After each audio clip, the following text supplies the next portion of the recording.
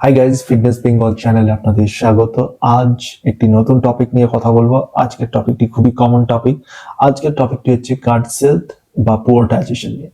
তো চলুন আর ভিডিওটি দেরি না করে আজকের টপিকটি প্রথমে জানতে হবে যে গাট হেলথ। দেখুন, গাট হেলথ বলতে আমরা সবসময় বুঝি যে আমাদের খাবার পেটের মধ্যে ঠিকঠাক হজম না হওয়া, এটা আমরা বুঝি, বাট এটা কিন্তু সঠিক তথ্য নয়। সঠিক তথ্যটা কি? সঠিক তথ্যটা হচ্ছে আমরা যখন খাবার মুখের মধ্যে দিচ্ছি এবং সেই যে প্রসেস, সেই মুখের মধ্যে দেওয়া থেকে মল নির্গত হওয়া পর্যন্ত, ঠিকঠাক হজম হওয়া পর্যন্ত টোটালি যে প্রসেস, সেই প্রসেসটিকেই বলছে গাট হেলথ। অর্থাৎ এটা মনে রাখতে হবে, আমাদের যে ডাইজেশন অলরেডি আমাদের মুখ থেকে কিন্তু শুরু হয়ে যায়। ঠিক আছে, আমরা যখন খাবার দিই তখন কিন্তু আমাদের ডাইজেশন অলরেডি শুরু হয়ে যায়। আমাদের মুখের মধ্যে যায়, মুখের থেকে ফুড পাইপে আমাদের খাবার আসে, তারপর পাকস্থলীতে যায়, তারপর সেটা লিভারে যায়, লিভারে গিয়ে সেটি ব্রেকডাউন হয়, protein, carb, fat, process sugar সমস্ত কিছুতে যেগুলো আছে ব্রেকডাউন হয়। ব্রেকডাউন হয়ে সেটি স্মল ইন্টেস্টাইন, তারপর লার্জ ইন্টেস্টাইন, এইভাবে আমাদের পুরো প্রসেসটা চলতে থাকে। তো এটা হচ্ছে টোটাল প্রসেস। এবার আসি যে পুয়ার ডাইজেশন কি জিনিস। দেখুন, এই যে টোটাল প্রসেস, এই টোটাল প্রসেসের মধ্যে যদি কোনো গন্ডগোল হয়, অর্থাৎ যদি এই টোটাল প্রসেসের মধ্যে যদি খাবার আমাদের ব্রেকডাউন হলো, বাট ঠিকঠাক ভাবে সেটা শোষণ হলো না, ঠিকঠাক ভাবে অ্যাবজর্ব হলো না আমাদের শরীরে, সেইটাকে বলছে পুয়ার ডাইজেশন। এবার পুয়ার ডাইজেশনে কিছু কিছু লক্ষণ আছে। প্রথম যেটা লক্ষণ, যেটা আমরা বুঝতে পারবেন যে পেটের সমস্যা দেখা দিচ্ছে, ব্লোটিং, গ্যাস তৈরি হচ্ছে, বা আগেকার দিনের লোকে বলতো পেট ফাঁপা যাকে বলে। দেখুন, আগেকার দিনের লোকেরা ছোট্ট শিশুর যখন এই ডাইজেশনে কোনো প্রবলেম হতো, তখন তারা পেটে চেক করতো ঠিক করে যে পেট শক্ত আছে কি নরম আছে, যেটা একটা পেট ফাঁপা আপনারা জেনে থাকবেন। তো সেটা হচ্ছে লক্ষণ। সেকেন্ড যেটা লক্ষণ, সেটা হচ্ছে পেটের ব্লোটিং বা গ্যাস ইস্যু হওয়া। ঠিক আছে, অনেক সময় বুকে ব্যথা করে। ঠিক আছে, তো সেটাও একটা আছে। থার্ড যেটা, সেটা হচ্ছে দুটি অপশন হতে পারে। এক, আপনার খাবারটি ঠিকঠাক ভাবে হজম হয়নি, অর্থাৎ ডায়রিয়া হচ্ছে, অর্থাৎ আপনি বারবার বাথরুম দৌড়াচ্ছেন। ঠিক আছে। সেকেন্ড হচ্ছে কোষ্ঠকাঠিন্য, যে আপনার খাবারটির মধ্যে এমন হয়তো কিছু ছিল যেটি আপনার স্টুল, যেটা মলটা বের হয়, সেটা ঠিকঠাক ভাবে বার হতে পারছে না, ফুড পাইপ মানে ইন্টেস্টাইন দিয়ে। দুটি অপশন হতে পারে। এই দুটি অপশনকে ধরে আমি চলবো। এক হচ্ছে ডায়রিয়া, দুই হচ্ছে কনস্টিপেশন। এবার আসছি এর কারণ কি। বিভিন্ন কারণ আছে। প্রথম যেটি কারণ, সেটি হচ্ছে অতিরিক্ত পরিমাণে প্রসেস ফুড বা জাঙ্ক ফুড কনজিউম করা। ঠিক আছে, অতিরিক্ত পরিমাণে। সেকেন্ড হচ্ছে কোনো ফিজিক্যাল অ্যাক্টিভিটি না থাকা দিনের মধ্যে। সারাদিনে যদি আপনি ফিজিক্যাল অ্যাক্টিভ না থাকেন, কার্ডিও হোক বা যে কোনো অ্যাক্টিভিটি, তাহলে খাবার হজম হতে সমস্যা দেখা দেবে। ব্যায়াম, জিম, যোগা বিভিন্ন ধরনের রয়েছে। অনিয়মিত খাওয়া, কোনো টাইম অ্যাডজাস্টমেন্ট নেই, যখন যা পাচ্ছেন খেয়ে নিচ্ছেন, খিদে পেলেই খেয়ে নিচ্ছেন, অনিয়মিতভাবে যা পাচ্ছেন খাচ্ছেন, সেইগুলো।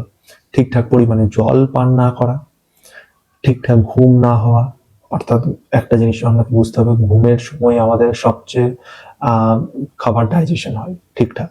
ঠিকঠাক যদি আমাদের ঘুম হয় সারাদিনে, অবভিয়াসলি আপনার ফুড ট্র্যাক ঠিক থাকে, অর্থাৎ টোটালি ডাইজেশন আপনার ঠিক থাকে। অতিরিক্ত পরিমাণে অ্যান্টিবায়োটিকের ওষুধ খাচ্ছেন, বা কোনো ওষুধ খাচ্ছেন প্রেসক্রিপশন, যেটা ডক্টর লিখে দিয়েছে, হয়তো কোনো রকম বেশি অ্যান্টিবায়োটিক খাওয়া, অতিরিক্ত পরিমাণে অ্যান্টিবায়োটিক খাওয়া। ঠিক আছে। লাস্ট যেটি, সেটি হচ্ছে stress. Stress, physical stress, mental stress, emotional stress হতেই পারে।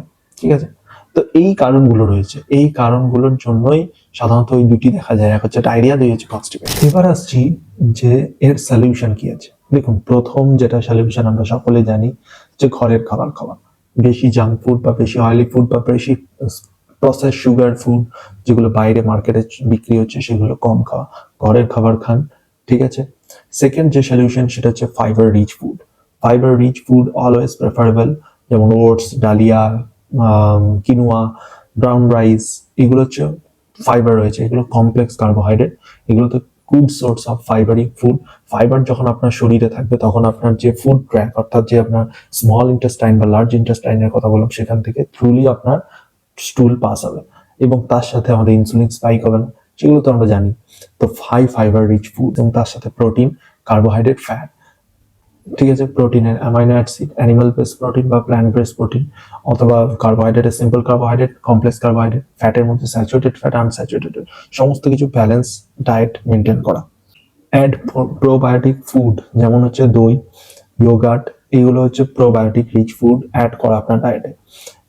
এবং তার সাথে লস্যি, ছাঁচ, এইসব জাতীয় যে খাবারগুলি রয়েছে, যদি সেগুলি মনে হচ্ছে আমি অ্যাড করতে পারছি না, তাহলে প্রোবায়োটিক সাপ্লিমেন্টস রয়েছে, সেগুলো আপনি অ্যাড করতে পারেন। বাট যদি কোনো মেডিকেল কন্ডিশন থাকে, কনসাল্ট ইওর ডক্টর।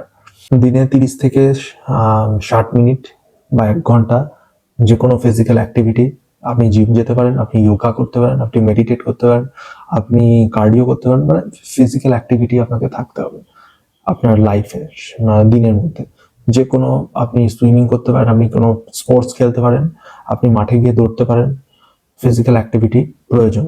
দিনে 2.5 থেকে 3 লিটার জল খাওয়া ভীষণ ইম্পর্টেন্ট। আমি আগেই বলেছি, জল হচ্ছে এমন একটা ইনগ্রিডিয়েন্টস যেটা আমাদের শরীরের 80% ডিটক্স করে, তো জল খাওয়া ভীষণ ইম্পর্টেন্ট।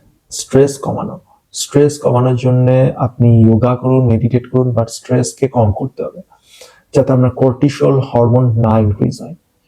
তো সিম্পল এই পয়েন্টগুলি মনে রাখুন, এবং এগুলি, খুব যদি আপনার এর থেকেও যদি আপনার কোনো প্রবলেম হচ্ছে, কনসাল্ট ইওর ডক্টর। যে রেগুলার যদি আপনার এই প্রবলেমগুলো হচ্ছে, যদি এত কিছু করার পরও যদি প্রবলেম হয়, তাহলে অবশ্যই আপনার ডক্টরের সাথে কনসাল্ট করতে হবে।